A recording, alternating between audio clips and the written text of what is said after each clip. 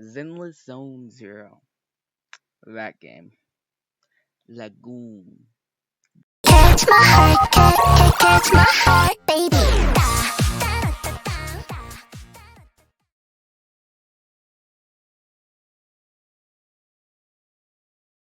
The Gooner game. Where all the degenerates and freaky people come to meet and communally agree this fictional character's ass is fat and I'm gonna jerk off to it. Crazy thing to say, mind you. But again, the game itself within the art direction is actually pretty good. It is actually a pretty fun game. The first time I started to consistently play Zenless Zone Zero, it was the first update. I think it was version 1.1. It's when they added mainly the Jane Doe, I think. I think it was Jane Doe. Yeah. And I was watching the little ad or whatever, the video that they released to show off this new agent. And it was very weird. Very weird. Not sure if you've seen it. I'll play it now.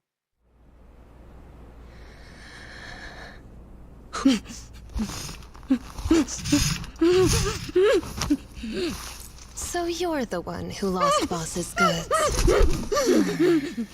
Boss sent me to repay you.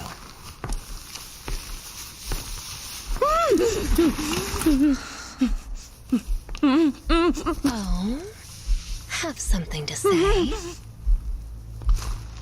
Be careful now. I don't want to hear anything that might damage. The goods were stolen. Yeah, you have a woman who is forcing her foot into your face while she has you gagged by an apple that she eats. You can imagine the consequences of that for just for the entirety of the rest of the game. And it's like history.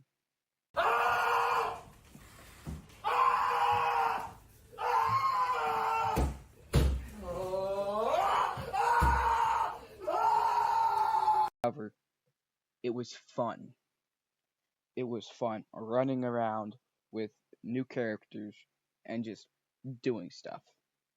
From that point on, I would just play on and off until the new update, which I would play entirely through and try to get the agents, which I never did because I was broke and I was an idiot and I didn't know how the search worked to get new agents. I was really stupid at that time.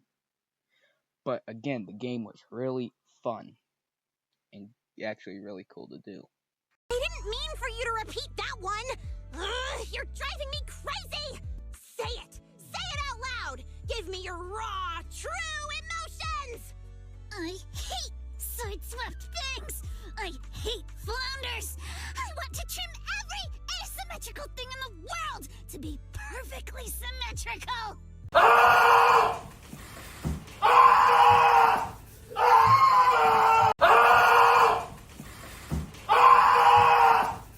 Anyway, of today, I was scrolling through the depths of degenerate heaven. You could think of it. Reddit. Yeah. Reddit.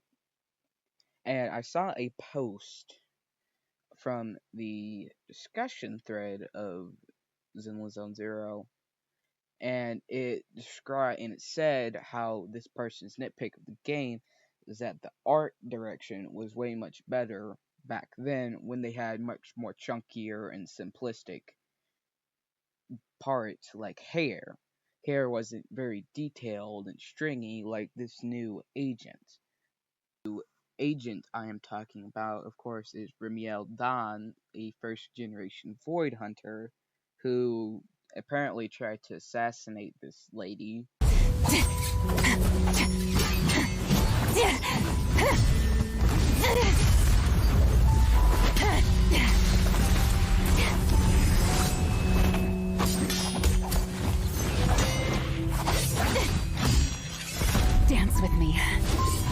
Just like old times. And this lady's like really important. She's like the president of this town or wherever.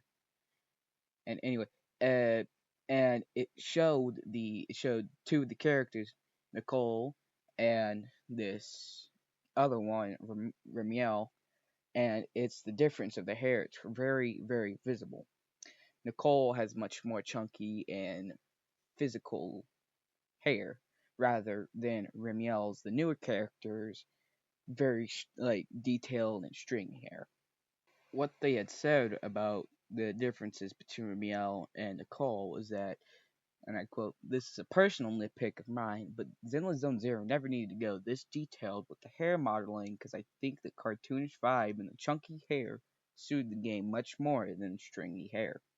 Which it seems I kind of agree with that statement. That's a half statement that I agree with.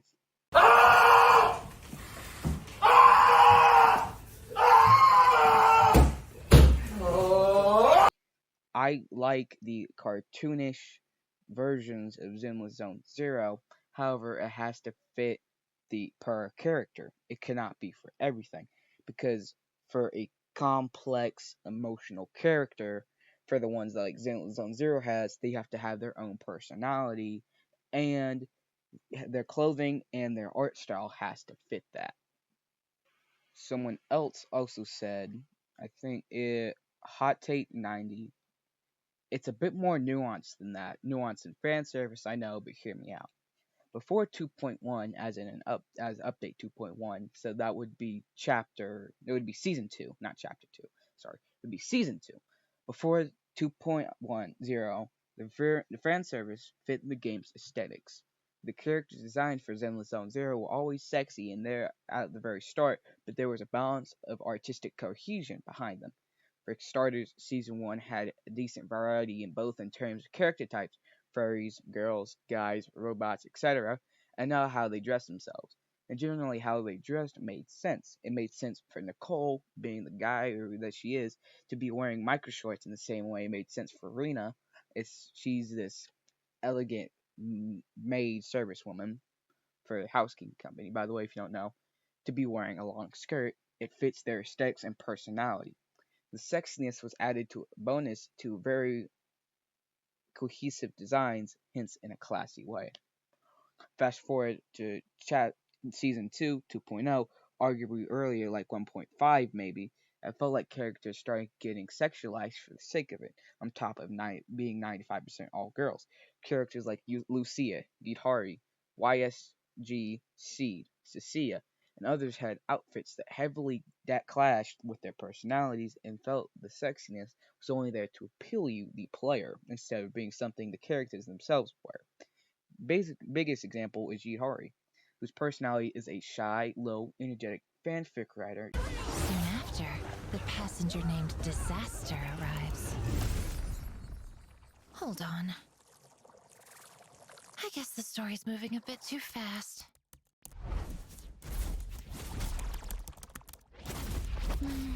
Let's try a different opening. Midnight. Fog silently creeps into the station. Ghosts from the past emerge. Reality and fiction intertwine.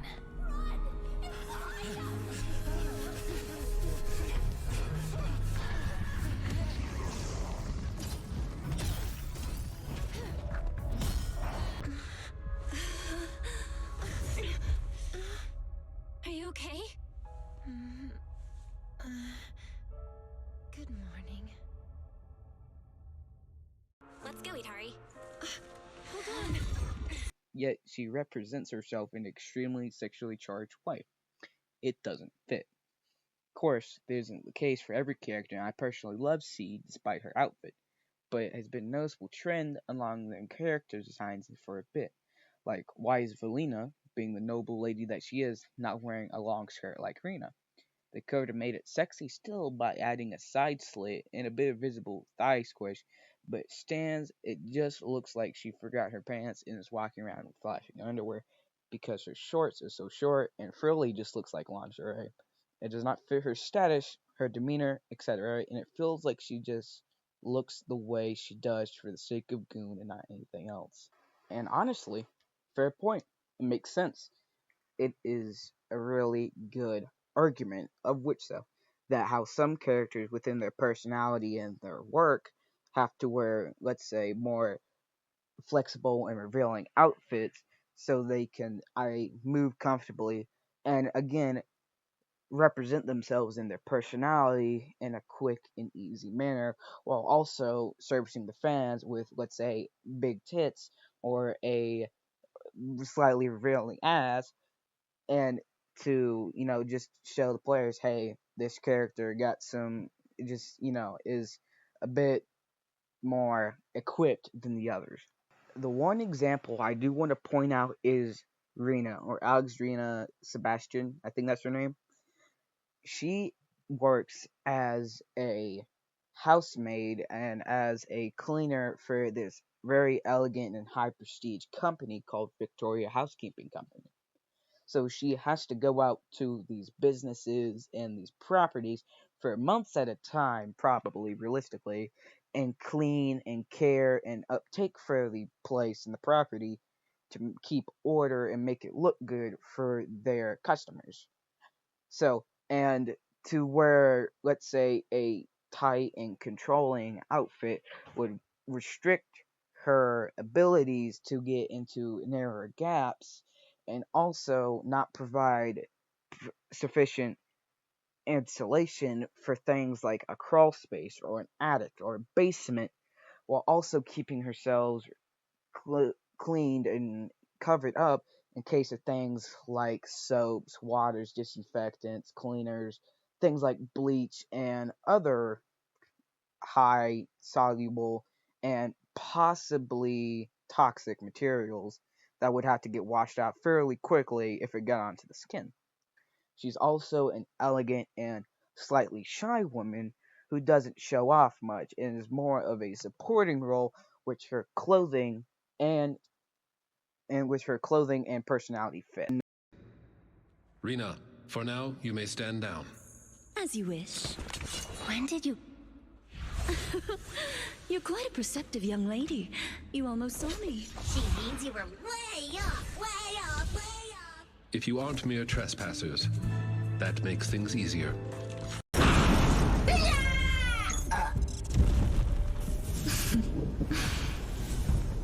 Number 2. Good children will be rewarded handsomely. As for the... For example, I want to point out is with Yudhari, like the comment said. Yudhari is a shy fanfic writer who spends a lot of time on her own and keeps to herself. Rena herself is an elegant woman who is also kind of shy, but is not afraid to be forthcoming.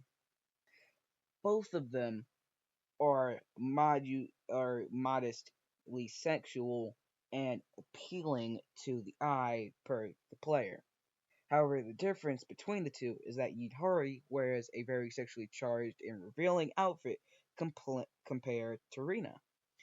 Not to dictate on what people should wear, but to compare, to say that, hey, this is a very shy fanfic writer who likes to spend a lot of time on her own, to a very elegant woman, and somehow the one who is more shy and more secluded is wearing a more sexual outfit than essentially the housemaid, which doesn't fit her personality. Doesn't make sense for Yihari, to a very shy and secluded person, to wear such a sexually driven outfit which doesn't fit her personality, or something along the more lines of loose and baggy clothing would fit her more like.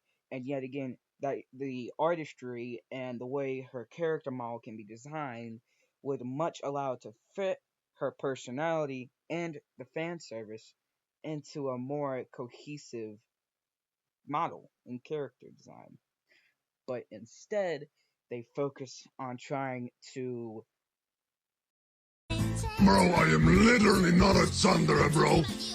Oh, what is noise? I'm not a dare soon dare. I've got a jello heart, I'm not that me. I'm the blushing, I was just rushing and forgot the sunscreen.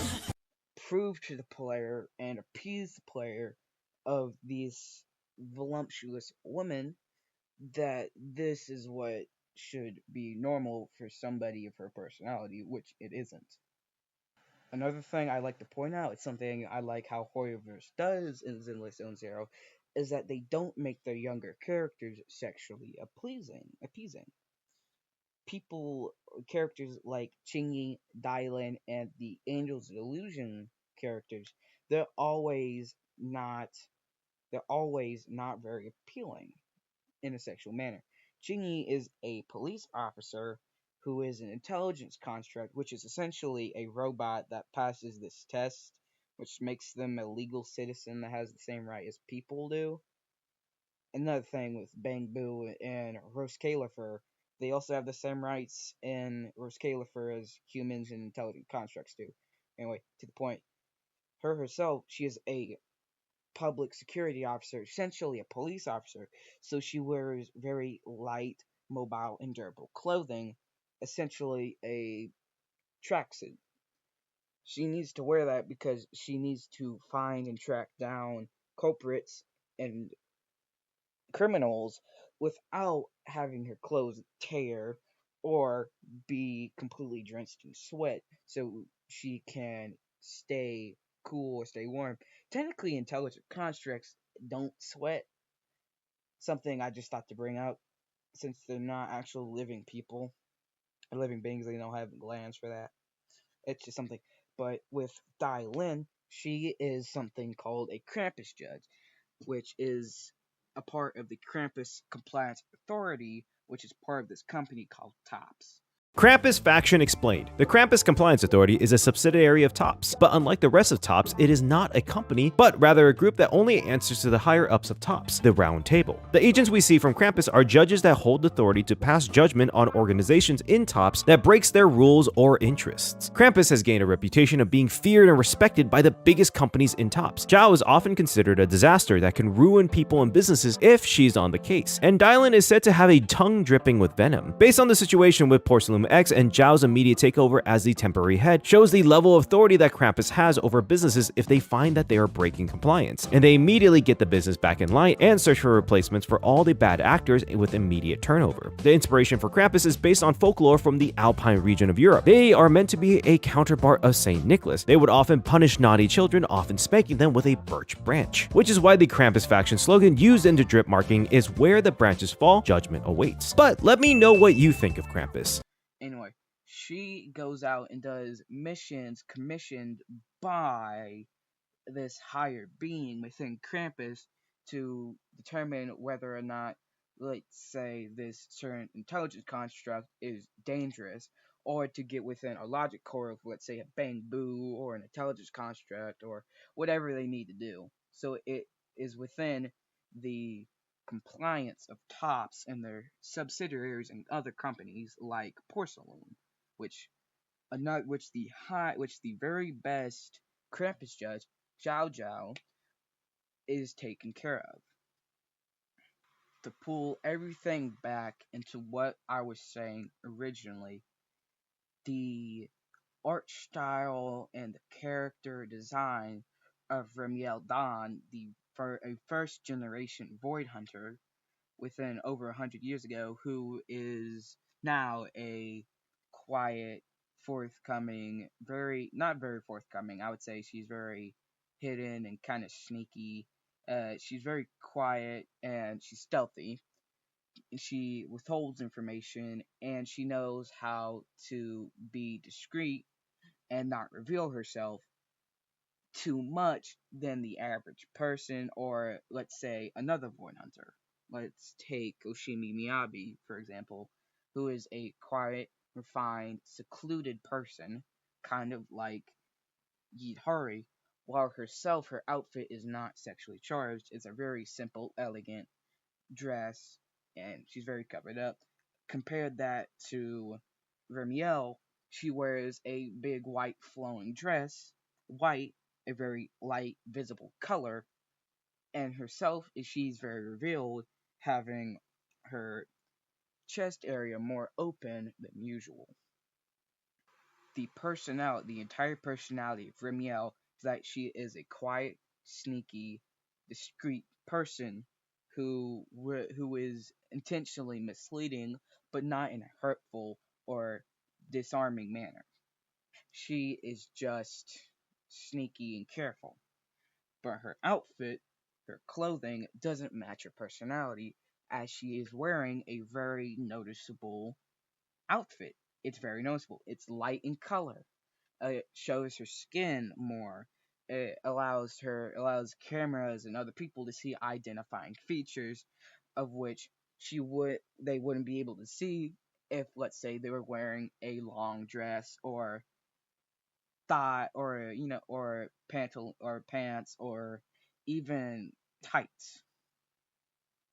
I almost said pantaloons there, which would have been funny, but she herself is not entirely discreet because her outfit, her clothing doesn't match her personality, which conflicts with each other and conflicts with the overall feeling of the game and art direction. All this to come to end to say is that I just like big and anime, Zenless Zone Zero, jiggly tits and thighs and all that, and it's all good. But yet again, I also want my character's personality and their clothing, something that identifies them, to be concise and accurate to what they are, which is either a very excited, forthcoming person, or a shy fanfic writer.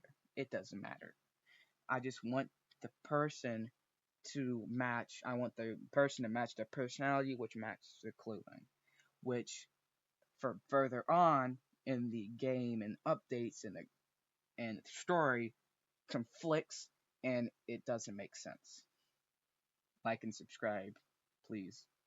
Please, I need it.